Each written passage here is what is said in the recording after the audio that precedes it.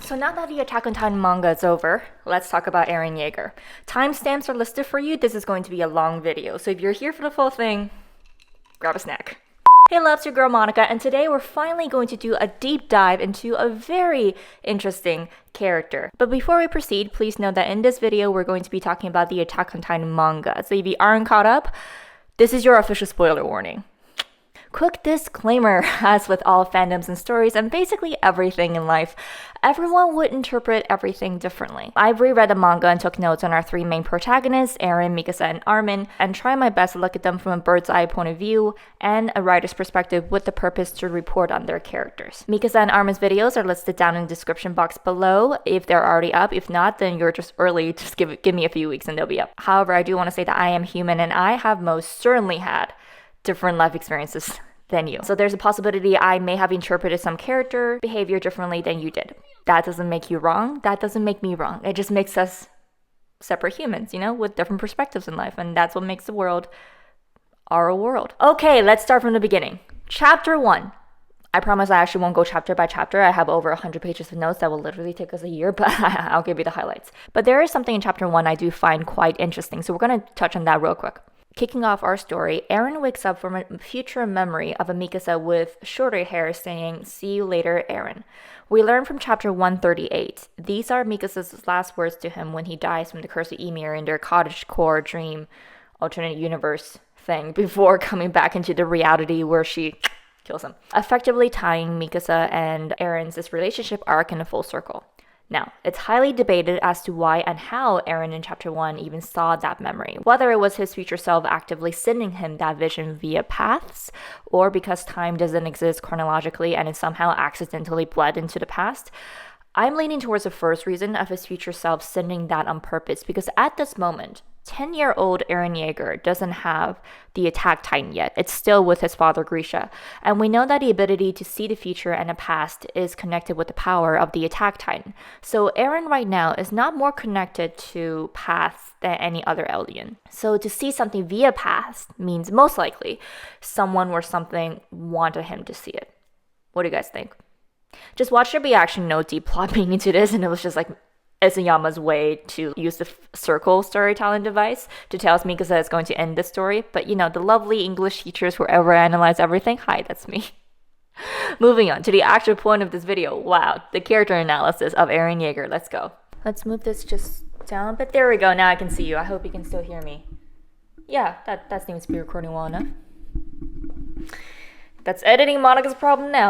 Okay, let's delve into Eren's core values, i.e. what he cares about and what drives him. So when we say core value, everyone has them. It's what separates us from inanimate objects. We have the audacity, the agency, that's the word, the agency to choose what we do and why we do certain things. There is a reason behind every single action we take, and that is just humans. That's humanity. That's what we do. And the same thing's reflected obviously in fictional characters, which a human wrote. And all of these stories that we tell are reflections of what we do. So core values and what drives Eren Jaeger. There's many, many things, but it all comes down to one core value, and that is love. I'm going to separate that. I'm going to talk about love as one of his core values, which is actually the core value of literally every I will make the argument of every single human being alive, and the core value is love, and we can talk about that in another video. However, we're going to separate that, and also we're going to talk about freedom, which is Eren's other driving force, because he's the boy who sought freedom, and that could literally be it. I could literally just say freedom, that's it. Okay, moving on. But we're going to actually elaborate. So number 1, freedom. We know how much Eren hates being locked up in a cage. Right off the bat from chapter 1, we see him hating that fact, and he wants to see the world after Armin introduced him to the concept. And he values freedom to the point where he actually values that over his own safety. For instance, when we see him in the training corps, whereas everyone else had a desire to go live safely within Wallacina, Eren is there thinking about going outside the walls. And he's not the first one. The Survey Corps exists before Eren Jaeger did. However, Eren might have taken the whole fighting for freedom concept just up to the next level, because we know that he would not only fight for his freedom, he will also fight for other people's freedom. up to a certain point. Like he has, like once he like for the people that he cares about, he'll fight for their freedom. But everyone else, we'll talk about that more in the rumbling section of this video. So yeah, fighting for other people's freedom, we see right away how he was not hesitant at all to go save Mikasa from the traffickers. Like just, oh, okay, this girl has her freedom about to be taken away. All right, time for murder.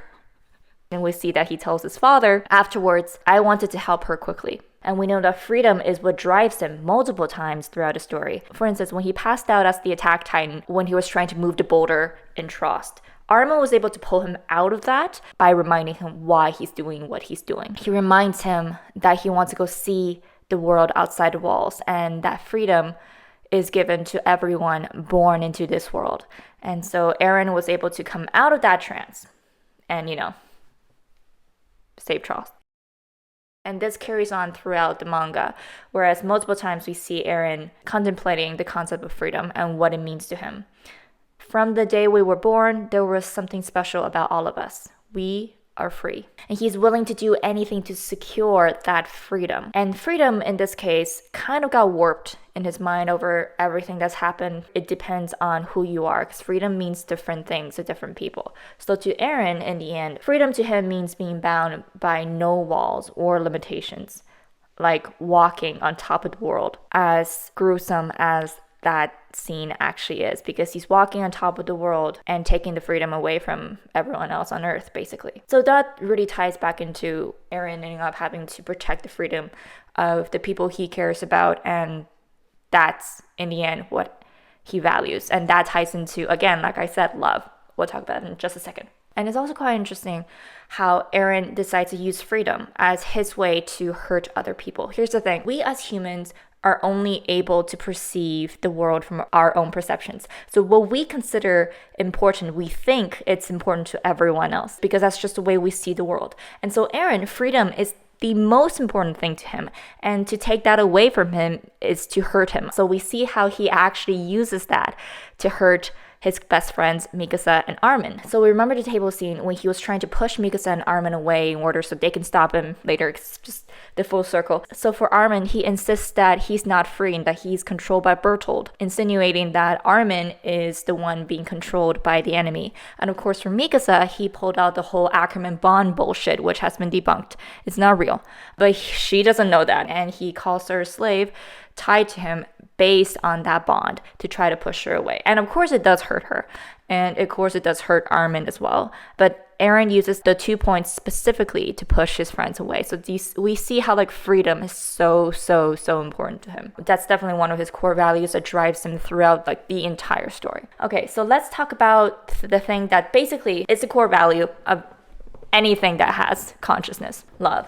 And Eren Jaeger is no exception. Everything Eren does is to protect the ones he loves. Right off the bat, we know how much he loves his mother. His whole entire story arc got kicked off because he wants revenge for his mother. And we see throughout the story how he always keeps his best friends close. For instance, even when he was little, he would drag Mikasa by the hand, let's go see the Survey Corps. And whenever they get injured, he would attend to them personally. Mikasa and Armin especially. Right off the bat, we see how Eren wants Mikasa and Armin to stay safe. He encourages Mikasa to join the military police because she can, and for Armin to join the garrison because the Survey Corps is just too dangerous. But of course, Mikasa and Armin's just like, you're gonna die without us. And so our trio all go into the Survey Corps. And there's many different examples throughout the manga of how he's looking out for Mikasa and Armin. I'm gonna touch on a few because I literally have pages and pages of examples, and I don't think you're here for the full thing. So some examples, we see how in Trost, Eren went to save Armin's life without a hesitation at a risk of his own, pulling him out of the Titan's mouth. He insists for Mikasa and Armin to get away from him to safety when he was accused of being a Titan, because he was a Titan. But at the time, people didn't believe that Titans can be good. And he asked Mikasa and Armin not to cover for him so they'll be safe. And in chapter 50, he refuses to accept Mikasa's goodbye and decides to utilize the brilliant idea of punching the Titan as a human, without knowing that he has a coordinate. But at this point, he's running a pure adrenaline. He's just like, I'm saving all my friends, okay? This is not the end. And we see how devastated he was when his friends got hurt every single time. Oh, and also a big one, I would say, he stands up to Levi to save Armin, and he would not back down. And in the end, Eren basically talks to his close friends and paths and explains why he did what he did, like the rumbling and everything. And we only got to see Mikasa and Armin's version of it. He tailored those visions for his friends. Like, he cares about them enough to show them what's the most comforting for them. For instance, while talking to Armin, he took him along the journey of their life as they grew up, but he took him to see all the sights that Armin wanted to see. Flaming water, northern lights, the ocean. And that's just like, I just really love that. That's like a brilliant piece of storytelling. And of course, for Mikasa, she wanted a safe life, a calm, peaceful one with family. And the mountains is where she grew up with her parents. And of course, that's a source of comfort. So Eren was able to tailor that in for them. So like, we can say a lot about Eren Jaeger, but the boy has like a thoughtful side as well. Of course, not just Armin and Mikasa, he cares about all of his other friends as well. For instance, like, he did not want to believe Annie was the female Titan. He tried many times to get her on their side. And he defends Reiner and Bertolt's innocence when they were accused of being enemies as well, and of course was heartbroken when they were revealed to be the enemy. He worries about Jean and Armin when they're undercover as him and Historia. He urges Historia to run to safety and leave him when Rodriguez turns into a Titan. And when he realizes if he comes in contact with a Titan of royal blood, he can use the founding Titan. But he isn't sure if he's deciphering his memories correctly or if his hunch is right after coming back from the basement in Shigashina. So he keeps quiet in order to protect Historia, because he doesn't want her to turn to a Titan. And, turning into a Titan means you're going to die in 13 years. And of course, he doesn't want that for any of his friends. And he didn't tell anyone until he was certain about it. He rejects the plan to sacrifice Historia and to keep putting the people of parody in the cycle of children eating parents, because that defeats the purpose. It goes back to what they were trying to fight against. And he doesn't want any of his friends to inherit his Titans. He wants them to all live long, happy lives, and they're more important to him than anyone else. And if all of that isn't a good example, we'll have to remember that the whole point of the rumbling in the first place was to save his friends and parody, at the cost of literally the rest of the world. He knows that the rumbling will kill more people than it'll save, but he was willing to do it because that's what drives him in the end. It's the love for his friends, for his family, the place that raised him, Parodies. The last point I want to touch about is how he kind of like combines his value of freedom and his value of love all together. It's in the end when the alliance, so we have Mikasa, Armin, Jean, Reiner, Connie, Levi, going to fight against them to stop the rumbling. He could stop them. He could take away their Titan powers, but he didn't, because he wants them to keep their freedom to stop him. And he knows that that's the whole entire point of why he did the rumbling in the first place, because like, they'll stop him and then they'll save the world and then the Titans will be gone and then that's the rest of it. But even before seeing the future part, because the whole point about like seeing the future is a bit weird, because there's always like the first version of you that encounters certain things and that's how things happen, and then the past version, that's why time travel is like a... Long story short, Eren saw the future. He knows that his friends will stop him, and that's the whole point of enacting it anyway. But we know he admitted that even if he doesn't know that they will stop him, he would have still went on with the rumbling. So him not stopping them is sticking by his value of freedom and caring about the people that he loves. Next up, let's talk about Eren's core characteristics, personality traits. Alright, so who is this boy? Right away, determined. We know this.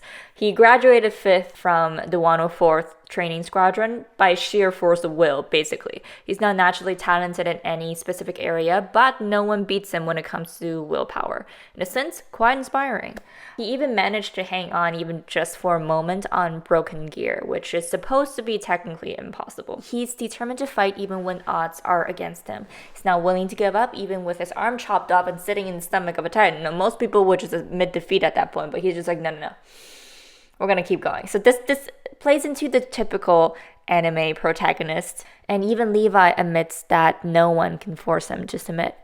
And Hannes even said that even though I never saw him win a fight, I never saw him admit defeat either. And that holds true for the rest of his life. Just determination, willpower, Eren Jaeger, he's on it. He's very hot-headed. He is quick to anger, and he's very quick to call other people out on their bullshit, especially Jean. He's just super angry in general, especially since the beginning. Very emotive, and actually that carries on throughout the entire show as well. He just grows to contain it better in situations that call for it. But he's very self-aware about the whole thing. For instance, he tried to make Bertolt feel better when Bert called himself a coward in the beginning. He tried to like make him feel better by saying, protecting your own life is admirable too. And I've been saying I wanted to join the Survey Corps since before the walls came down. People just thought I had a screw loose, so I'm the crazy one. So see, Eren, even though he is hot-headed, he like the boy knows it. Like at least you're aware. At least you you can admit it. All right, and we know how quickly he has to jump into action just all the time. Like when Bertolt appeared as the Colossal Titan, he doesn't know it's Bertolt at the moment, but when the Colossal Titan appeared at Trost, Eren's just like, all right, I'm gonna kill it. Whereas everyone, I don't know why. Like I find that scene kind of funny in hindsight. At the time when we first watched that scene and read that scene, I was like, oh my god, a Colossal Titan. But now watching it back, it's just like, I don't know why it's so funny to me. Everyone else is just freaked out. Understandable. I would have probably be like frozen in shock too. But then Eren's just like, no. Jumps straight into action to like fight the giant ass Titan. That's a newly graduated soldier. Alright, so we know, like, again, jumps into action all the time, over and over and over again. He jumps into action alone to avenge Thomas. He jumps into action to fight with his comrades at Castle Utgard. Utgard? And he gets his first Titan kill as a human, even though he was supposed to stay low. And here's the thing about Eren that actually rereading the manga kind of jumped out at me that I didn't grasp the first time. I watched the anime first and then I went back to reread the manga. He's actually quite inspiring. He's a natural leader, quite idealistic. I feel like, especially if you watch the anime, there's a lot of screaming that Eren does and you're just like, all right, okay, please chill. But he's actually extremely perceptive and smart and a leader. Like, he inspired so many people to join the Survey Corps when they wanted nothing more than to join the military police and live in safety. And he inspired Mikasa to fight for her life. We know this ever since she was 9. To the point where like he's so good at just talking people into things that even Jean admitted that he's eloquent during their training days. Jean of all people admitted that. And he's actually quite smart and perceptive on the battlefield. Here's the thing, in Attack on Titan, it shows many different kinds of intelligence. Like Jean and Armin and Erwin and Hanji and Eren, they have different kinds of intelligence, which I find just so fascinating. Eren is the kind where he's able to think quickly in times of stress, but only for his very limited view of perception. Different than Jean, who is quick on the spot to see the whole picture, and Armin is not quick on the spot, but Armin sees the big picture. It's different. So they're different kinds of intelligence, and they're all brilliant. So it's just like when you work together, that's when you get like a kick-ass team. But anyway, so Eren is quick on the battlefield. He was able to call the shots when needed, urging his team to switch to vertical maneuvering when the Colossal Titan appeared in Trost.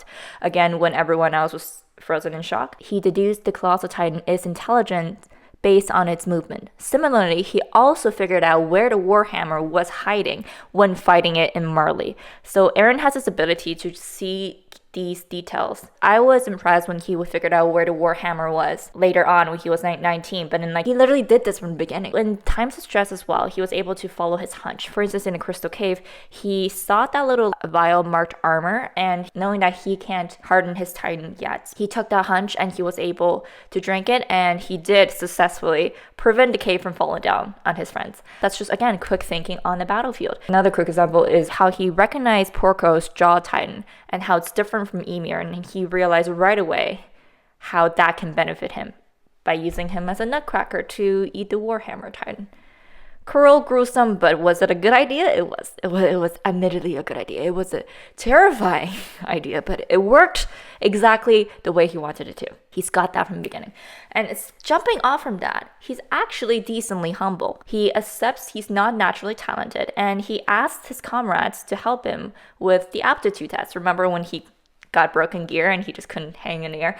And even though he's embarrassed, he's asking for help. And he admits readily he admires any techniques. Who doesn't? But he's able to admit that, which in the end benefited him. And he admired Reiner and wished to be as strong as him one day. And he admires Historia's strength when she was able to stand up to her father. And of course, seeing how Historia is stepping into her true self and helping the children at her orphanage, he willingly calls her amazing. Like, he sees people's brilliance and he's able to admit it. For everyone except Mikasa. But that's a different thing altogether. Apparently it was him being immature. But speaking of being immature, we see he's actually quite playful as a youth. Like, of course, like he's not just solely focused. He is like mostly solely focused on killing the enemy, but like we see peaks of his youth and humanity in there. For instance, when he was excited to see how Levi will react when Historia punches him, he even encouraged her to do so. Obviously, he was freaked out when she actually did, but it's the thought that counts. He helps Connie tie Sasha up at a dinner before the mission to return to Shikashina. That's just, I love that scene. And calls Connie a genius because he is, and ruffles his hair. And he played fights with Jean during that scene. You remember that? Like with zero animosity, even questioning like why no one stopped them. Like even asking me, because why didn't you stop me? Again, that playful nature is part of him. And another part of Eren is that he is quite selfless to a point, to the people around him, not to the rest of the world, but to the people around him. He is willing to die for the greater good. He's willing to die to save his people, but not willing to sacrifice his friends. And on the other hand, he's also willing to make sacrifices for the greater good if he has no other options. This one was definitely very, very hard for him, but we find out in the end that on the day when the Colossal Titan first broke through Wall Maria, all the way back to like Chapter 1. We learn later on that when Bertolt broke the wall, he came out of the Titan. He was about to be eaten by Dina's Titan, the Titan that killed Eren's mother. But that wasn't Bertolt's time to die yet, because he needed to stay alive later on so Armin can inherit his Titan power. So we see that Eren actually influenced through the power of Paths and the founder and Zeke. He influenced Dina to move away from Bertolt, and as a result, that actually sent him toward his own mother. And that kicked off our entire story. So that was the sacrifice that he made, knowing that in the end it will lead to the end of the Titans and the safety of the Eldian people. That was something that surprised me right away, because it kind of sort of goes against him not willing to sacrifice the people he loves. But in the end, we see that he was willing to make that decision if he has no other choice. I don't know why he didn't send Dina away to like somewhere else. Like, why does it have to be to Carla? Unless he wanted his younger self to hate the Titans so much to go on this path in the first place. Okay, so last point I want to touch on is Eren may be smart and perceptive at the moment, but he's actually not the best at perceiving the grander picture. For instance, when he was trying to keep Historia safe by not telling people his hunch that he could control the coordinate if he comes in contact with someone of royal blood who was a Titan, because he doesn't want Historia to turn into a Titan. However, he didn't quite think about like the grander picture, realizing that by doing so, by keeping that secret, he not only puts Parody at risk, his other friends at risk, but also Historia, the person he wanted to protect in the first place, by not telling them. He also puts Historia at risk. You know what I mean? It's just like it kind of it's not the best plan. You want to protect Historia, you got to protect Parody, Also, he goes through with the rumbling, killing the rest of the world to protect Parody.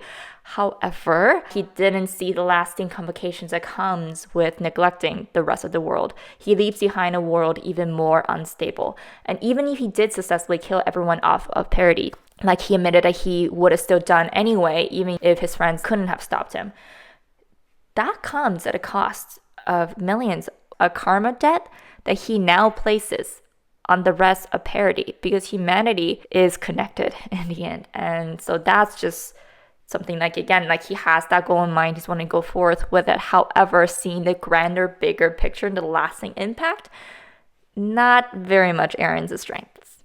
All right, Eren's character growth. Okay, let's talk a little bit about how he grew from chapter 1 to chapter 139. During our, how many years? 10 years? We spent 10 years with him. One quick point before we jump into Eren's personal growth, I do want to touch on how even from the very beginning, when people first learn that Eren is a Titan, certain people view him as a savior, whereas other people view him as the devil. I just find that it's extremely interesting because that's exactly how it is at the end. So it's like a full circle tied all the way back from the beginning. Now let's talk about his actual growth, the way that he approaches those values throughout the series.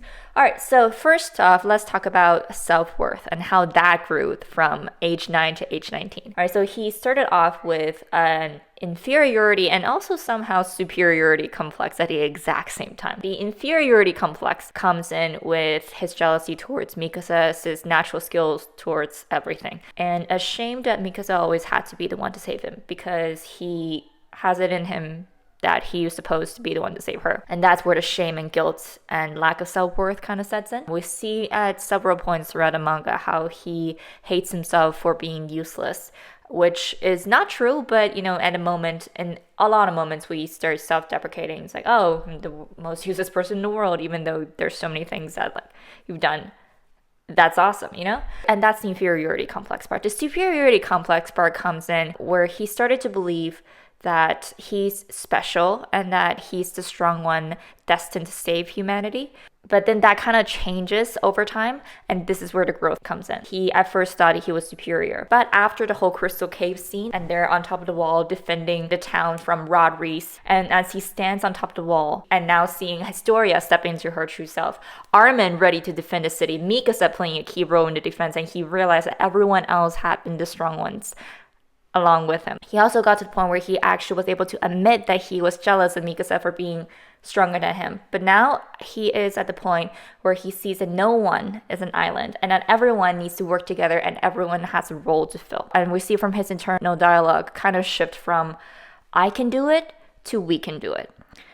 And this is a point I do want to mention that because it is in him, but he's not perfect. Like growth isn't linear. Growth goes like this, basically, for everybody. Right now, he's about age 15, almost 16, kind of growing into trusting his friends and his comrades. But we also know that he kind of holds back the future memory and like the rumbling and everything from them because he doesn't want them to get hurt. But he, in the end, will ask for their help anyway. It's like on some points, yes, and some points, no. He's still trying very hard to like do it on his own so no one else will get hurt. But he will recognize that when he needs help, he needs help. For instance, the attack of Liberia, he couldn't have done it on his own. Well, he would have still done it anyway, but would he have been successful? We don't know. That's a different universe. Now, let's move on to his growth when it comes to control over his emotions. So we know Eren is a very emotional person, and that's a good thing because that makes him human. Every human is an emotional person. Every human. Did you know every human is a person?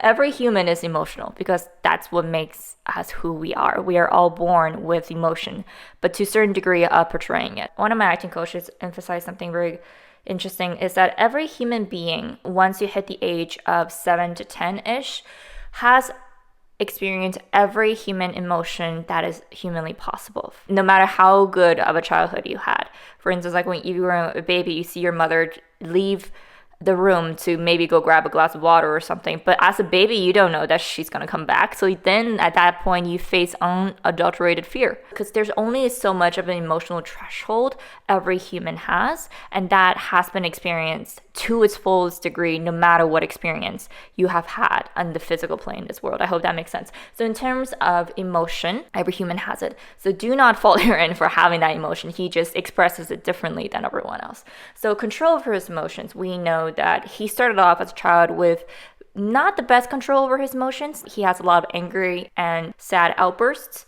and that's just who he is. And when he was a child, his emotion drove his actions, and something that he actually recognized during his training days. And he was able to acknowledge that using raw emotion to drive you won't get you anywhere. And he was able to take a step back and calm himself down during a fight with Jean and flips him using the technique he saw Annie use. And that was the first instance we saw him start to take control of his hot-headedness. At age 15, once he graduated, he still has like a loose grip on his temper, such as his outbursts during his trial after Trost. Although he does have an inner voice questioning whether or not he should calm down. But at that time, they were threatening Mikasa and he was like, no. The anger just came out. And we see throughout the series that he does try to attempt to control his anger. He gets a little better, but again, like progress is always non-linear. For instance, when Reiner and Bertold kidnaps him and Ymir, he still kind of loses his temper even though he attempted. At least the point is he tried.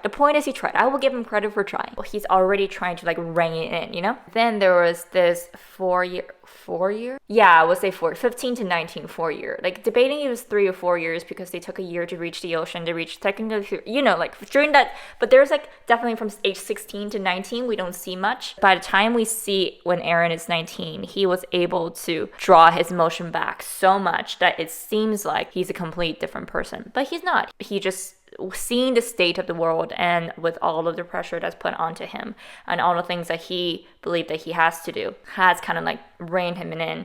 And so now we see the Eren of season 4, the Eren of the last 2 arcs. So age 19, after walking away from his friends to start on the path of the rumbling, we see he was able to force all his emotions down, knowing he has a lot to protect. So it's not like he doesn't have emotions anymore, he just learned to conceal them. He becomes this cold and detached Eren. For example, like when he was just casually, flexes his cut hand, threatening to transform at any time. And poor Reiner was terrified. After the Battle of Liberio, Levi even compares him to the people from the underground, which I feel like is quite telling because the people of the underground represents just true despair. They're still human trying to do their best in the world that has given them like complete absolute shit. So it indicates sadness at the world and at the self, just hopelessness, numbness, hatred, and anger. And that's what Levi saw in Eren. It's like a hint towards like, oh, he's not actually a different person, an emotionless psychopath.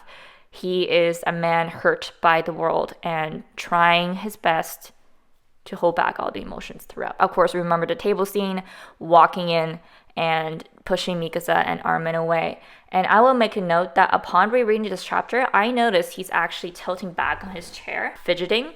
It's not something we've seen him done before, so it seems like if Isayama even did this on purpose. He drew that from multiple panels, so he's likely fidgeting to hold back nerves, because obviously that scene was hard for him to do. Because knowing how much Eren loves Mikasa and Armin, that must have been really, really hard. Another thing about his value for human life, how he values human life changed throughout the series, and I think this is the most heartbreaking part of the story for me. In the beginning, Eren could not imagine hurting innocents. He desperately wanted to save his comrades whenever they were in danger, and he hates seeing his comrades getting hurt and killed. And when he was fighting Annie, we see him wondering what costs can be so important that you can justify killing innocent people. This was 15-year-old Eren, and he was horrified when talking with Bertold and Reiner at the prospect that anyone could murder innocent people and be a mass murderer. He should talk to his 19-year-old self. By the time when he's 19, he grows to realize that Reiner, Bertold, and Annie had no choice. And now he is facing the exact same thing. And he relates to Reiner before moving forward with the attack on Liberio. So that's where that is. And of course, that ties into how he had to numb himself to commit the rumbling, to literally kill millions of people to protect parity. To act on that certain extreme means that you're damaged to a certain point. And we know Eren is extremely traumatized and damaged. Like this boy needs 10,000 years of therapy. And everyone in this show, everyone needs therapy, period. All right, so yeah, that's his growth in understanding Reiny. Are they a ship? Is that a ship name? I don't know. Maybe I just came up with one. But Reiner, Bertold, and Annie, and his decrease in value for human life. And the other growth, real quick, before we fully delve into the rumbling, is his growth of his trust in others. When he first joined the Survey Corps, he really wanted to trust his comrades. He wants something to rely on, and he doesn't like to be treated as a monster. When he was facing the female titan in the forest of giant-ass trees, he places his trust in the Levi squad, but he regrets doing so after they got killed. He thinks to himself that if only he had believed in himself and transformed earlier, he could have been able to save them. And actually, I want to make a note that this might be the time when Eren started to want to take everything on his own. Like he would rather take on the burden to save everyone else. This might be like when he first started the whole thing, and that's why he didn't tell his friends about the future that he saw. But there is a little bit of growth in that where he decides that he could trust his friends. During that conversation when he was admitting to Mikasa how he was jealous that she was stronger than him, but now he realizes that he plays a different role than her, and her being her plays her role, and he plays his role, and Armin plays his role. And so that's where he grows to entrust his friends and their skills. He is protective of them, definitely, but he decides to trust them and use their strength to help him in Liberio. Because normally he would have rather kept everyone he cares about off the battlefield, but in that case, he realized that he couldn't have done it on his own. So he did reach out for help. Even though he didn't tell them everything that his future memories tells him, but he did that because his future memories indicated to him that he has to keep his friends at arm's length so they'll stop him in the end, and then that's how the Titans will end. All right, let's talk about the rumbling. A lot has happened. Quick breakdown of what exactly it is. So the rumbling is basically all the colossal Titans that makes up the walls, the 3 walls, coming alive and marching around the world and stomping everything. So basically, essentially killing everyone who are not on the island of parity. The rumbling and Eren's hand and everything that's happened. So essentially, this all started after their trip to the basement. Once they got to the basement, they got through Grisha's journals and they kind of learned the truth about the outside world. Be like, oh, spoiler, humans are not dead. In fact, humanity is well and thriving, and y'all are just isolated on this island. That must be what a freaking day. Okay, so but what it is after the basement and they read about the outside world and that opened up the pathways of the truth of the world, Eren starts getting clearer visions and memories of his father and Eren Kruger and basically seeing the rest of the world essentially. Then he gets snippets of that. But really what triggered him to see just the future of everything and how this whole thing we're in is when he kissed Historia's hand. So just in contact with someone of royal blood, even though she's not Titan, but there's just still enough royal blood and connection in there for him to see everything. He didn't just see his father killing the Reese family. He saw the future. He saw him going through with the rumbling. He saw him killing the rest of the world, but in the end being stopped and Mikasa making some sort of choice. He doesn't know exactly what she is going to do, but he does know that she does something that's going to spell the end of the Titans. He saw that, and that's why he was so grave during the ocean scene when everyone else was excited to be like, oh my god, the ocean's real.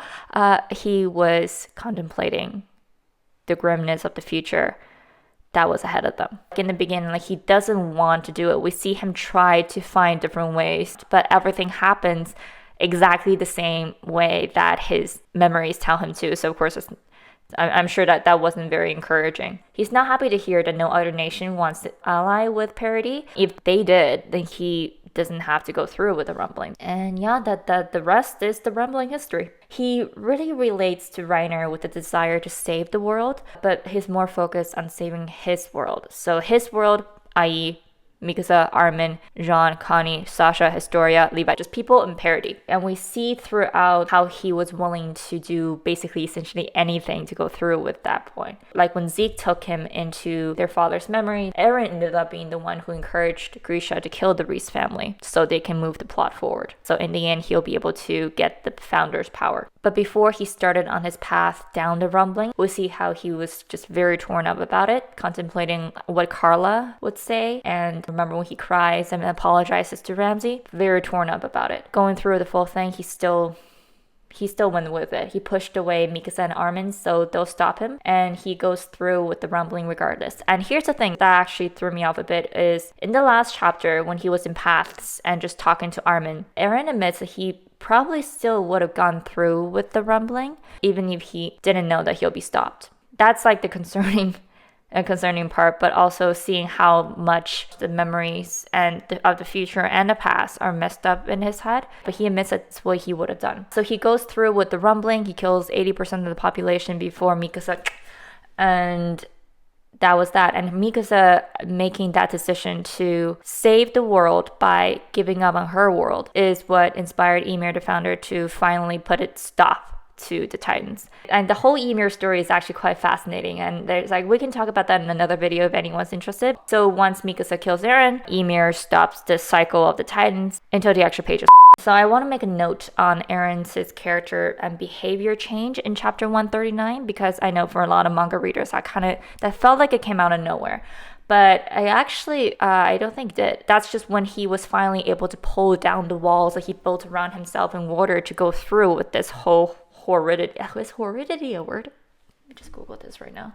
Yeah, horridity is a word. It is a word. All right, good job, Monica. So we have to remember that Eren Jaeger was a child soldier who was denied a normal childhood. And his selfish proclamation in the end saying that he doesn't want Mikasa to love anyone else and he wants her to think about him for at least 10 years after he dies, blah, blah, blah. It didn't come out of nowhere. Isayama himself even admits, like, when he was drawing whiny Eren, that Eren, the real Eren, is back. And that's just a great indication. It's like, yeah, of course, like, whiny Eren was always in there. Like, no matter how old we are, every single human being, whether you are 25, 50, 80, 105, you still have that child in you, because that version of you will always be there. Your core essence will always be there. And whiny Eren Jaeger trademark is always in there. Throughout the rumbling arc, where we think that he changed completely to this stone cold killer, whatever, we see Eren actually multiple times trying to hold back his emotion. For instance, We all remember when he tried to hold back his tears when Sasha died, and his fidgeting during the table scene. And there's like several panels where he looks like he's trying to hold back tears. Those are glimpses into the fact that yes, he's faking it. This is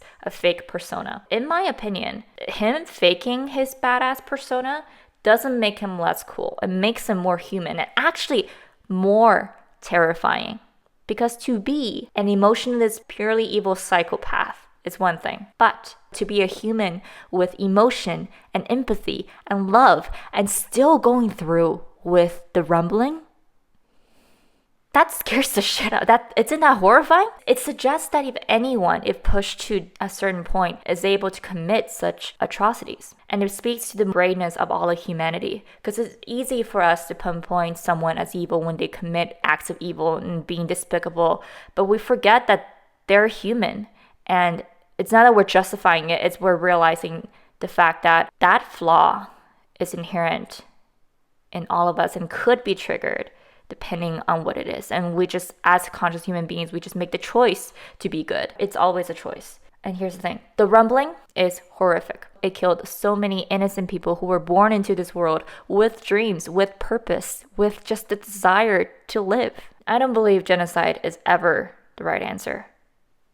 But the truth is that it happened in this story and it is still happening in our world today. On the way to grow and stop these horrors, I believe it's important for us to take a step back and accept that to be able to reach these kind of extremes is a reality. It is part of human possibility. Throughout Attack on Titan, one of the running themes is that humanity would never stop fighting each other as long as we still exist. And that is true. But how we deal with conflicts and how we treat each other as a species as we grow our consciousness, again, is up to us. And tying this all back to Eren Jaeger, he's one of the most complex characters I've seen in quite a while, and he teaches us a lot about human nature. But why analyze a fictional character in a fictional world to this degree at all? Because I'm with you on watching Attack on Titan for the awesome soundtrack and watching the Ackermans and the Titan Shifters kick ass, but there's actually more to it. Looking deeper into stories helps us to explore the complexities of humanity and what human nature is capable of, the light and the dark.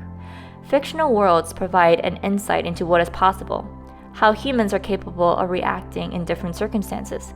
It is with these stories that we grow, that we experience, that we learn about ourselves, our values, and our humanity. If we are to live and create a better world in our own very tangible reality, we must first recognize and accept who we are.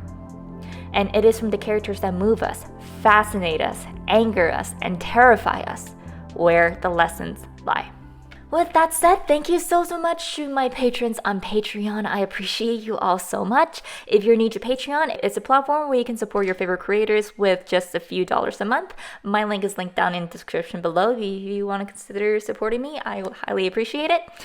And if you want to see more fandom-related content, from comedy skits to long-form video essays like these, I will appreciate it so much if you just give me a like and subscribe.